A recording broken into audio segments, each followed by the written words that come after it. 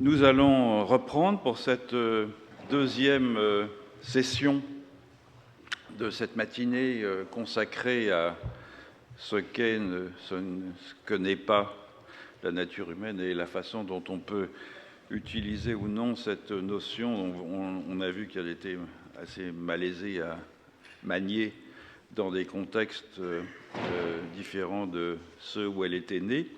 Et je vais donc donner la parole maintenant à François Host, qui est professeur de droit et de philosophie du droit à l'Université Saint-Louis de Bruxelles, mais aussi à l'Université de Genève, qui est d'ailleurs venu ici il y a quelques années faire des conférences qui ont été très suivies, qui a publié de nombreux livres dans différents domaines, en théorie du droit de l'environnement en particulier. C'est comme ça que j'ai découvert son œuvre il y a quelques années, en particulier un livre très important qui s'appelle « La nature hors la loi », qui est au fond la façon dont le droit peut traiter de la question de la nature.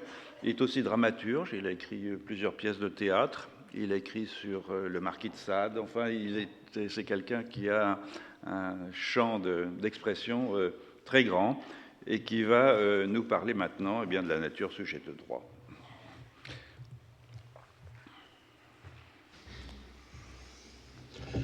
Merci, Monsieur le Président, cher Philippe Descola, pour cette invitation qui m'honore.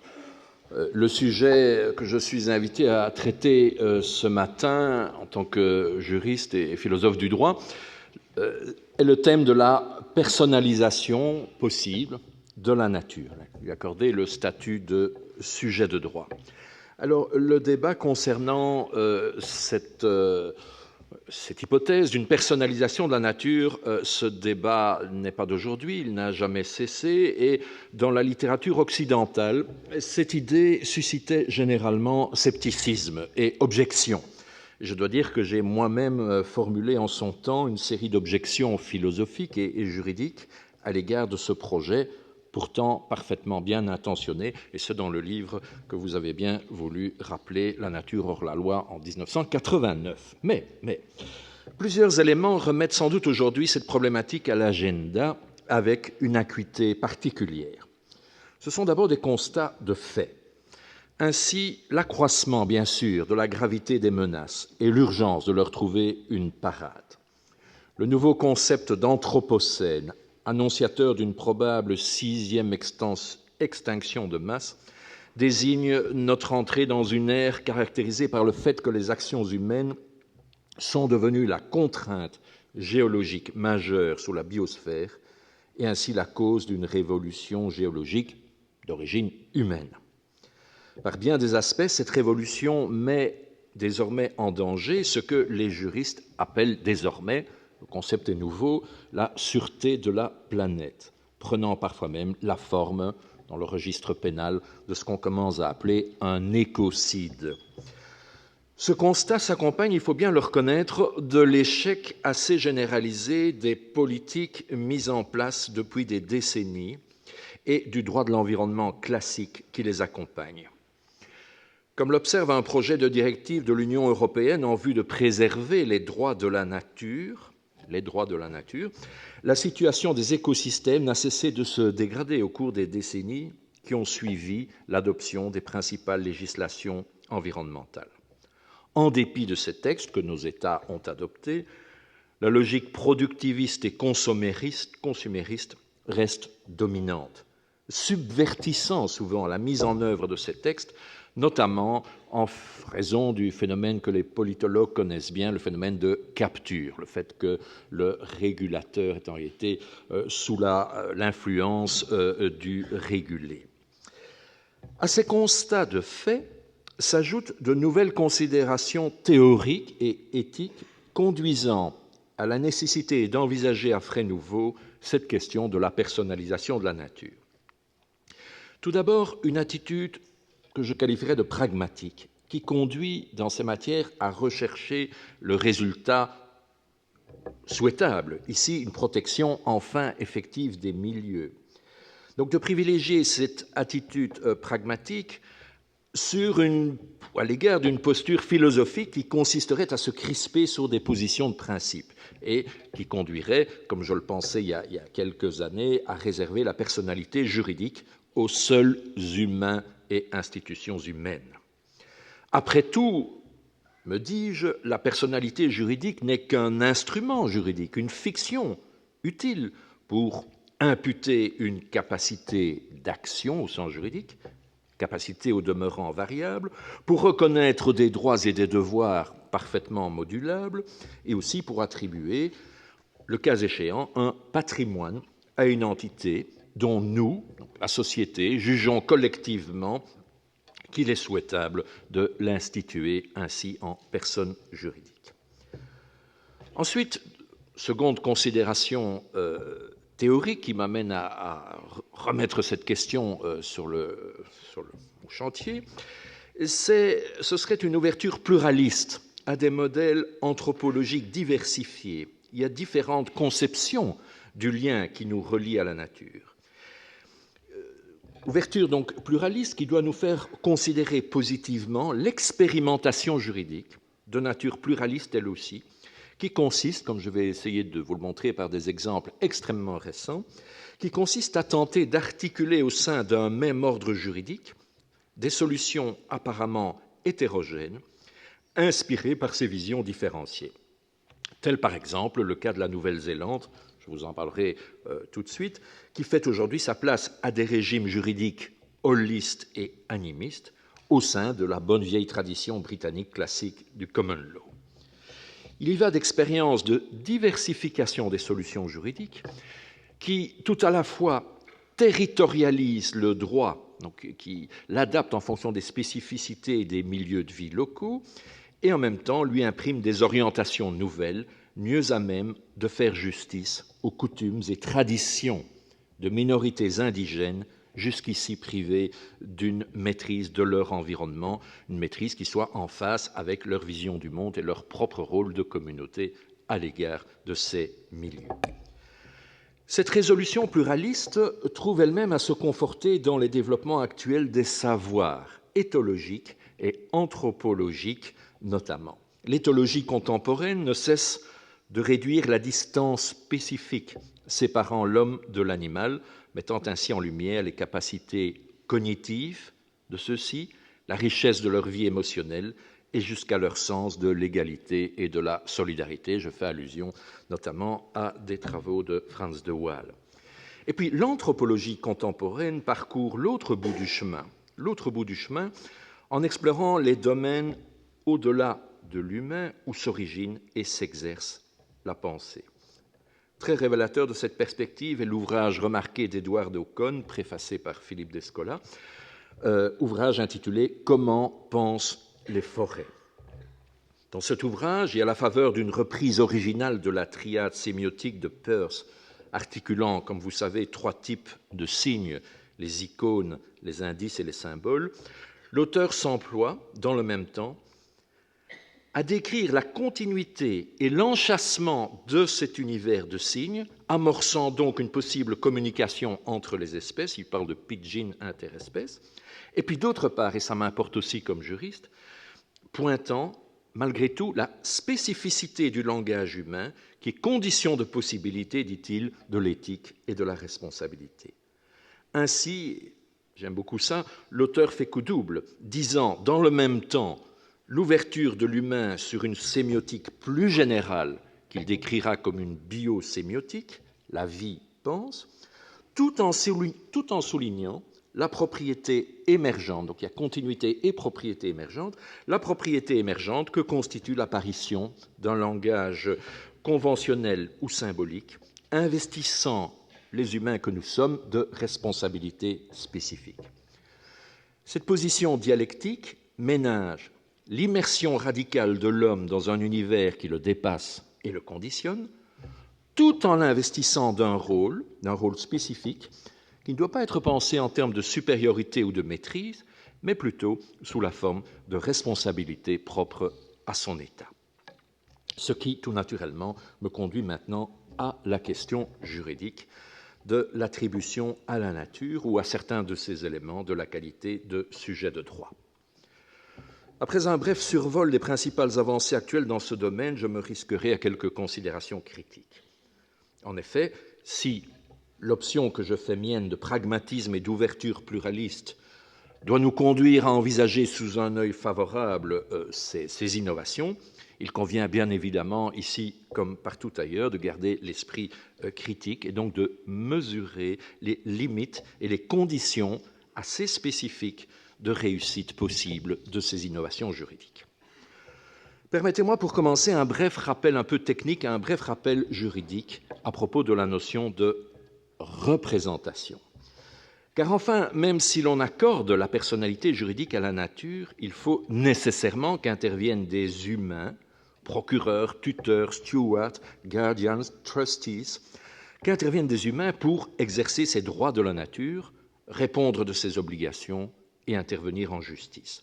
La nature doit dans tous les cas être représentée. Or, l'on pourrait objecter que, d'une certaine façon, elle l'est déjà et sous des modalités variées. Sans doute, pourra-t-on alors répondre, mais n'étant pas une personne à part entière, jusqu'à aujourd'hui, la nature n'est aujourd'hui susceptible que d'une représentation indirecte. Pour bénéficier d'une représentation pleine et entière, il faut nécessairement en passer par l'attribution de la qualité de sujet de droit, la fiction de la personnalité juridique. La différence n'est pas que académique entre les deux situations. En effet, dans l'hypothèse d'une représentation directe, c'est le préjudice propre de la nature qui est considéré. Il faut en quelque sorte se mettre dans les yeux de la nature et voir quel est son préjudice et pas celui du propriétaire ou de l'exploitant. C'est son dommage qui est réparé par l'attribution de dommages-intérêts et affecté à son patrimoine propre. Et enfin, c'est elle la nature qui, si on ose dire, prend l'initiative de l'action.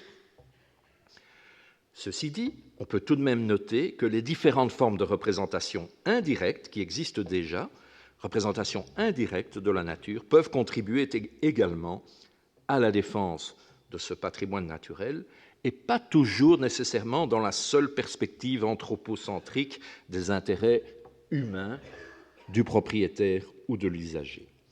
Je citerai pour faire bref quelques exemples de ces représentations indirectes de la nature qui existent déjà aujourd'hui. La première stratégie, c'est le recours devant la Cour européenne des droits de l'homme à Strasbourg, où l'on passe par le détour de l'article 8 qui concerne la vie privée et familiale et qui a permis déjà de défendre ainsi indirectement l'intégrité de milieux naturels. Deuxième stratégie, c'est la prise en charge des intérêts de la nature à l'initiative de l'État ou des collectivités publiques locales. Dans l'affaire de l'Erika, ce pétrolier, un de ces nombreux pétroliers qui est venu échouer, couler devant les côtes bretonnes avec les pollutions que vous savez, eh bien, pour la première fois, la Cour de cassation française a consacré cette notion de préjudice écologique propre à la nature elle-même. Enfin, c'est la voie la plus féconde, me semble-t-il, la prise en charge des intérêts de la nature peut se faire par le biais d'associations citoyennes se revendiquant d'un intérêt collectif, d'un intérêt diffus à la jouissance et la préservation d'un environnement sain.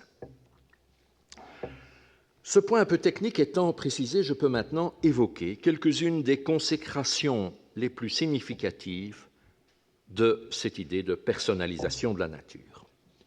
Au plan international, tout d'abord, aucun instrument contraignant, donc ayant des effets juridiques effectifs, ne la reconnaît aujourd'hui. On peut cependant citer au plan symbolique, et le droit progresse toujours de cette manière-là, d'abord par des textes de soft law, des textes symboliques qui font avancer les mentalités, et puis dans un deuxième temps, ces avancées reçoivent une consécration en droit positif. Eh bien, au plan symbolique, on peut signaler la Charte mondiale de la nature qui proclame pour la première fois, le 28 octobre 1982, à l'Assemblée générale des Nations unies, Charte mondiale de la nature qui proclame pour la première fois sa valeur intrinsèque.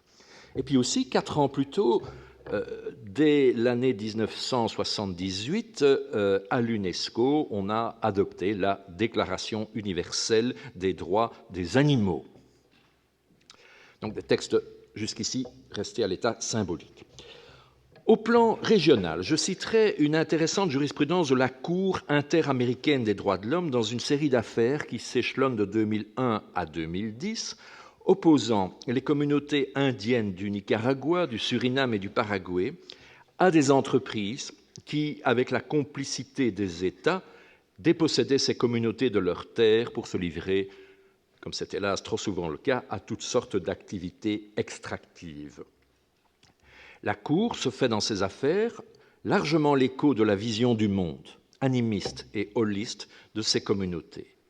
Elle note que, aux yeux de ces populations, ces terres sont des communs, inaliénables, objets d'un respect inconditionnel et partie intégrante de leur identité propre. En leur donnant pour la première fois raison, cette Cour interaméricaine des droits de l'homme consacre donc la valeur juridique de leurs coutumes et traditions et fait droit ainsi indirectement à une conception personnaliste de la nature. Un pas de plus est franchi au plan national, cette fois avec l'inscription en 2008 dans la Constitution de l'État de l'Équateur de la personnalité juridique de la nature et l'attribution à la Pachamama de divers droits, existence, maintien, régénération de ses cycles vitaux, de sa structure, de ses fonctions, de ses processus évolutifs. Droit à la restauration en cas de préjudice. Et en outre, toujours la question de la représentation, toute personne, communauté, peuple ou nation, donc c'est l'actio popularis, l'action populaire, toute personne est investie du droit d'en appeler au pouvoir public afin de faire respecter ces droits de la nature. Le préambule de cette constitution équatorienne précise l'esprit de ces dispositions. Je cite, « La Pachamama dont nous sommes partis est vitale pour notre existence. » Et encore ceci, le peuple a décidé de construire une nouvelle forme de vie citoyenne en diversité et en harmonie avec la nature pour atteindre le bien vivre. La Bolivie emboîte le pas à l'Équateur 2 ans plus tard, en 2010, en adoptant une loi sur les droits de la terre-mère. Cette loi garantit les droits à la vie, à la biodiversité, à l'eau, à l'air pur, à l'équilibre, à la restauration et à la non-pollution. Elle demande à l'État et aux citoyens de respecter ces droits de la nature et fournit un ombudsman, une sorte de médiateur, à la nature en vue de protéger ses intérêts. La même année 2010, la Bolivie accueille la Conférence mondiale des peuples sur les changements climatiques et les droits de la terre-mère. Une déclaration universelle des droits de la terre-mère est proclamée qui réaffirme la communauté de destin de tous les êtres reliés qui la composent. Reconnaître les seuls droits des humains dans cet ensemble conduit nécessairement à des déséquilibres néfastes à tous. Et je cite encore, cette précision est intéressante et peut répondre à des objections qu'on pourrait se faire. Cette déclaration précise encore que les êtres organiques et inorganiques ont des droits qui sont spécifiques à leur espèce, donc pas nécessairement tous les mêmes droits, ce qui n'aurait pas de sens, spécifiques à leur espèce ou à leur type et appropriés à leur rôle et leur fonction. Ce mouvement gagne les États-Unis également. De longue date, la technique du public trust, intégrée dans la constitution de nombreux États fédérés, ce public trust confère une protection renforcée à certains milieux naturels, garantit un accès raisonnable au public et désigne un mandataire, le trustee, en vue de protéger, en justice notamment, ce statut spécifique. On ne part donc pas de rien.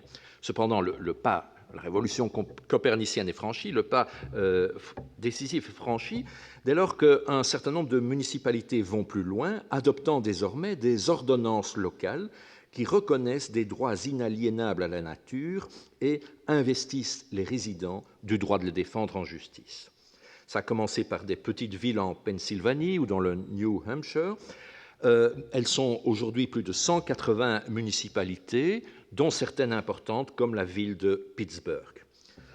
L'ordonnance adoptée par la ville de Pittsburgh prenait soin d'interdire la pratique très polluante, comme vous savez, du fracking.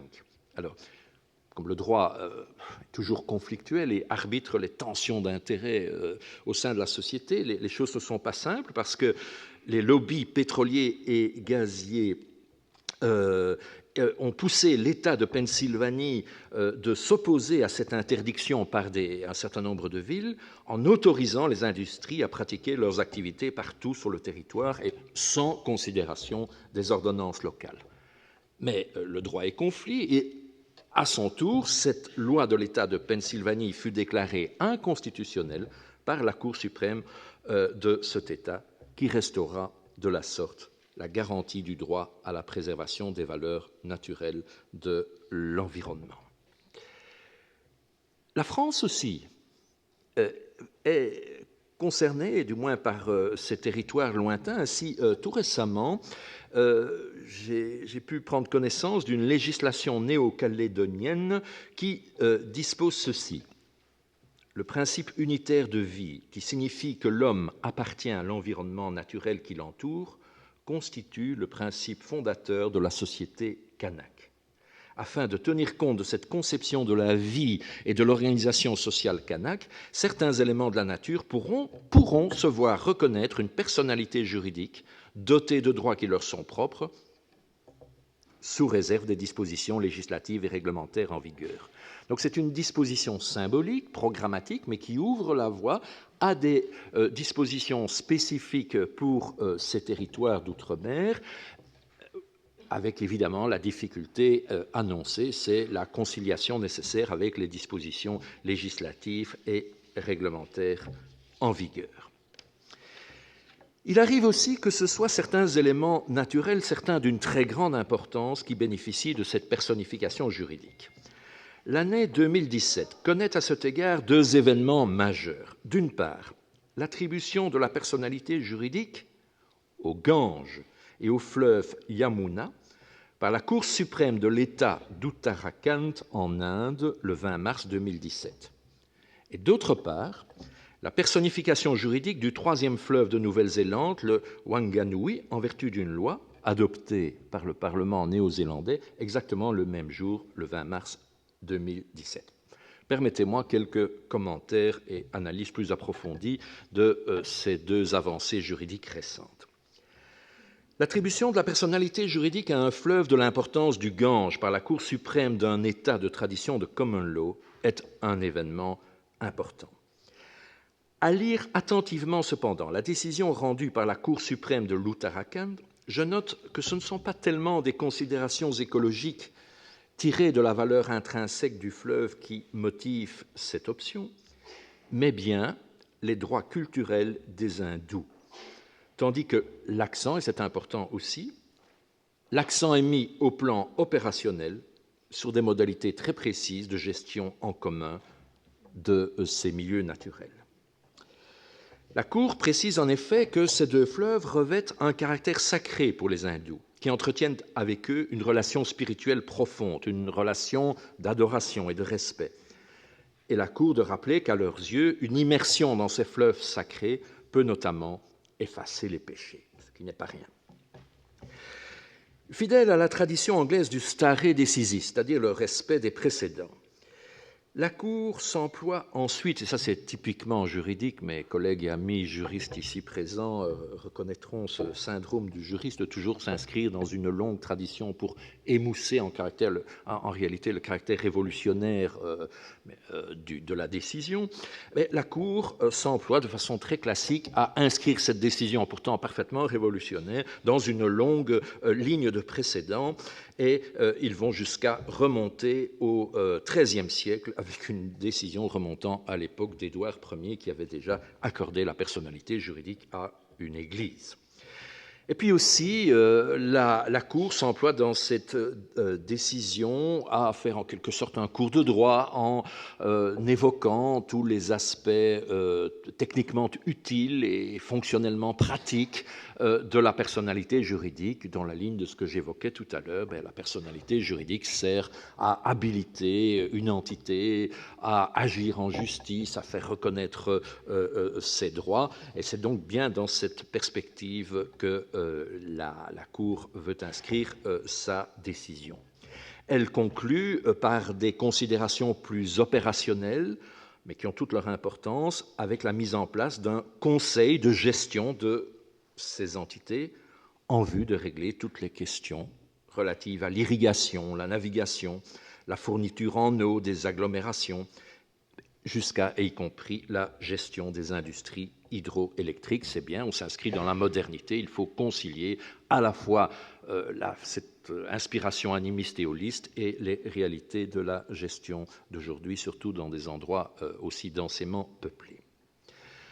La personnification du fleuve Wanganungi par le Parlement néo-zélandais en mars 2017 est quant à elle le point d'aboutissement il faut chaque fois remonter aux spécificités locales. Ici, en Nouvelle-Zélande, c'est le point d'aboutissement d'un très long combat qui remonte au traité de Waitangi en 1840, qui établissait la souveraineté de la couronne britannique sur la Nouvelle-Zélande, tout en concédant certains droits aux populations autochtones maoris.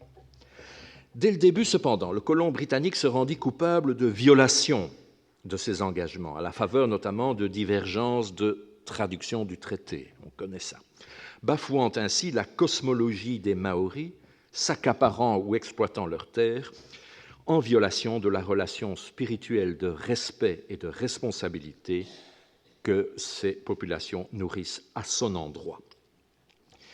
Les griefs s'accumulant et la conscience de la nécessité d'enfin faire droit à la cosmologie, aux traditions et coutumes des Maoris, un tribunal de réparation fut institué en 1975, le Waitangi Tribunal. Cette juridiction ordonna diverses réparations tout en multipliant les recommandations politiques au gouvernement néo-zélandais en vue de redresser les torts du passé. Ainsi, par exemple, il recommandait de ne plus mélanger les eaux vives et les eaux usées, même après passage par des stations d'épuration, parce que c'était de nature à choquer profondément la représentation spirituelle du rapport au fleuve des populations maoris. Dans chaque cas, il s'agissait au moins autant de restaurer une responsabilité spirituelle et morale, une autorité, mana, à l'égard des milieux vivants, au moins autant cela que de réparer un préjudice matériel en termes de jouissance de ressources. Communautés humaines, ressources naturelles, ancêtres, esprits, forment une communauté de vie dès lors que tous descendent de la terre-mère qui est comme le corps de la tribu. Un même terme désigne du reste la terre et le placenta, Wenua. Ainsi, au fil des années, donc c'est un long processus, cette décision n'est pas tombée du ciel, au fil des années, les Maoris ont été associés de façon de plus en plus franche à la gestion et protection du fleuve, en même temps que la philosophie animiste et holiste qui les anime et inspire leur mode de vie était prise en considération. Le chantier le plus récent qui allait conduire au pas ultime concerne le fleuve Wanganungi. Cette fois, le protocole d'accord relatif aux griefs du passé reconnaît directement la personnalité juridique du fleuve et baptise cette instance Te Awa Tapuna, ensemble vivant, physique et spirituel, s'étendant des montagnes jusqu'à la mer. La propriété du lit du fleuve est transférée de la couronne à la nouvelle entité juridique. Et cette dernière est représentée par des guardians, tandis qu'une stratégie susceptible de garantir la santé et le bien-être du fleuve est mise en place. Alors, la loi dont je vous ai parlé, du 20 mars 2017, extrêmement détaillée, consacre ce protocole, officialise ce protocole d'accord politique et en précise différentes dispositions, notamment en créant un organe paritaire avec des représentants du gouvernement et des représentants des communautés locales en vue de procéder à la gestion de ce fleuve. Alors, le temps avance, Monsieur le Président. Dans mon texte écrit, vous trouverez d'autres exemples relatifs à la question parallèle de la personnification possible des animaux. On a une loi française de février 2015 à cet égard qui est un peu chèvre-choutiste, qui parvient à dire une chose et son contraire en même temps, mais soyons optimistes, les commentateurs de cette disposition relative au statut des animaux en France, y voient un tremplin possible pour la sortie définitive de l'animal de la catégorie des biens dans lequel il est encore formellement intégré aujourd'hui. Ceci m'amène, pour terminer, à quelques considérations critiques. Donc, en vue de mesurer à la fois les limites et les conditions de possibilité de réussite, d'effectivité de ces initiatives, de façon à ce qu'elles ne soient pas seulement incantatoires ou symboliques, mais puissent réellement transformer le statut de ces milieux naturels et des populations qui les habitent. Au chapitre des réserves ou des objections possibles, j'observe d'abord que, comme je l'ai dit plusieurs fois, le droit étant par nature conflictuel, le simple fait de personnaliser la nature et de lui accorder des droits n'a pas évidemment automatiquement pour effet de lui donner systématiquement raison à l'encontre d'autres droits revendiqués par d'autres titulaires. Ainsi en va-t-il, par exemple, des droits de la terre inscrits dans la Constitution équatorienne, qui cohabitent bien évidemment avec des droits plus classiques, comme les droits de propriété ou de libre entreprise, à telle enseigne que certains observateurs s'interrogent sur la portée réelle des droits ainsi consacrés. Parfois, le conflit d'intérêts peut surgir entre les droits culturels revendiqués par les autochtones et la protection de la nature elle-même. Certains soutiennent en effet le danger de s'en tenir à des coutumes immémoriales sans doute, mais figées, qui pourraient s'avérer contre-productives, même dans l'optique d'une meilleure protection des ressources naturelles elles-mêmes. On fait valoir aussi que la protection pourrait ne concerner que certaines zones limitées ou ressources ponctuelles, engendrant dès lors une protection à deux vitesses peu satisfaisante au regard du paradigme écologique, qui est évidemment un paradigme systémique où tout fait système. Le même souci de réalisme doit également nous conduire à nous interroger avec le recul de quelques années sur l'effectivité des mesures mises en place suite à ces avancées. De ce point de vue, l'expérience équatorienne remontant à 2008, et qui est certainement la plus radicale, reste encore loin d'être satisfaisante. On constate en effet que peu, pour ne pas dire très peu, de recours semblent avoir été intentés sur la base des droits reconnus à la nature. Et dans les rares cas où des recours sont intervenus et des décisions favorables décidées, prononcées, elles sont parfois restées inexécutées, vu la difficulté de fixer un prix à la nature ou des modalités de ces réparations. Eduardo Fernandez, qui fait ce constat, n'hésite pas à conclure. Il dit « Cette personnification et cette reconnaissance ne sont pas des conditions indispensables pour la sauvegarde de la nature, car cet objectif peut aussi bien être atteint en reconnaissant un intérêt à agir aussi large que possible à toute personne, individuellement ou en collectivité, pour accéder au juge dans le but d'une protection de l'environnement. » Et cet auteur de citer par comparaison le cas de la Cour constitutionnelle d'un État voisin, le Costa Rica, qui reconnaît très largement l'action populaire, donc le droit d'accéder au prétoire pour défendre les intérêts de la nature, et là, il semblerait qu'en termes d'effectivité, on ait un bilan plus satisfaisant. Ces premières réserves et objections que je viens de rappeler n'ont pas pour but de disqualifier les techniques que j'ai évoquées précédemment. Elles invitent cependant à pousser plus loin l'analyse et à tenter de préciser l'objectif. Le professeur Solon Romero, remarquable personnalité politique bolivienne et un des protagonistes principaux du mouvement Pachamama, du mouvement que j'ai évoqué, retient à cet égard notre attention en précisant que, à proprement parler, les communautés indigènes amérindiennes ne s'expriment pas en termes de droits au sens occidental du terme, je veux dire droits subjectifs, prérogatives individuelles. Le concept même de droit venant de l'extérieur du contexte indigène. L'important à leurs yeux est plutôt l'équilibre à respecter entre tous les êtres, vivants et non vivants, communiant dans la terre-mère. Cette indication est précieuse. Elle doit nous inciter à la défiance à l'égard d'un double danger qui, sous couleur de nous affranchir de la conception occidentale ou libérale dominante, pourrait bien nous y reconduire incidemment ou insidieusement. Double danger, c'est d'une part le primat accordé à la catégorie de droit subjectif, au détriment de la catégorie au moins aussi importante de devoir et de responsabilité, et d'autre part, deuxième danger, la tendance à développer une pensée moniste à vocation dominatrice, le primat de la nature après le primat des humains. Une analyse rigoureuse des reconnaissances indiennes et néo-zélandaises de la personnalité juridique accordée à deux grands fleuves conduit d'ailleurs à nuancer et enrichir l'interprétation qu'on peut en faire. À propos du Gange et du Yamuna, j'ai souligné le fait que la Cour ne se basait pas tellement sur des considérations écologiques in se, mais bien plutôt sur la vision cosmologique des Indiens qui leur réservait un véritable culte. Et dans le même temps, était mis en place, et c'est important aussi, une administration de ces cours d'eau susceptible d'atteindre ces objectifs.